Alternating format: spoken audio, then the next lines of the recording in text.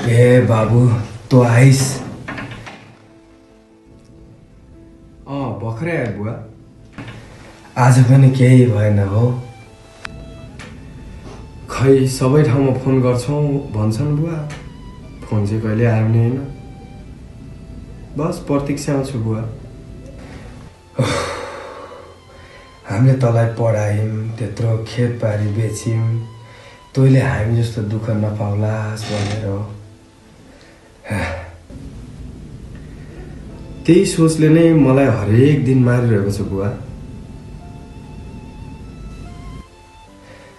मानिसहरूले भन्छन् छोरीले पढेको छ, अब त घर व्यवहारहरू त्यसैले धान्छ होला भनेर। म के जवाफ दिउँ बाबु? म पनि आफैलाई के जवाफ दिउँ बुवा? डिग्रीले पेट भरिने होइन, आफूसँग भएकाहरू सबै टाटिँदै गइरहेका छन्। तैँले विदेश जाने सोचिस् कि क्या हो? यहाँ बसेर म तपाईँको निराश लाग्दा आँखाहरू हेर्न सक्दैन बुवा। खालिया पुरा नभएका सपना लिएर म यहाँ के बसौँ?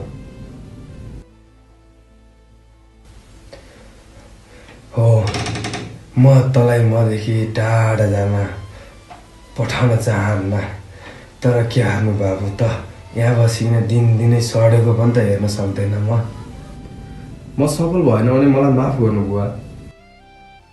तर मेरो रहर भनेको तपाईँलाई संसारभरिको खुसी दिनु छ बुवा। त्यो भएर म जानै पर्छ। सफल हुनलाई पैसा नै कमाउनु पर्छ भन्ने छैन।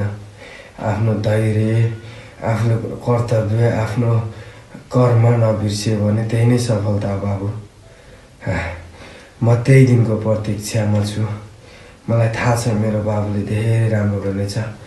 म खाना पकाउँछु, बस्दै गर है।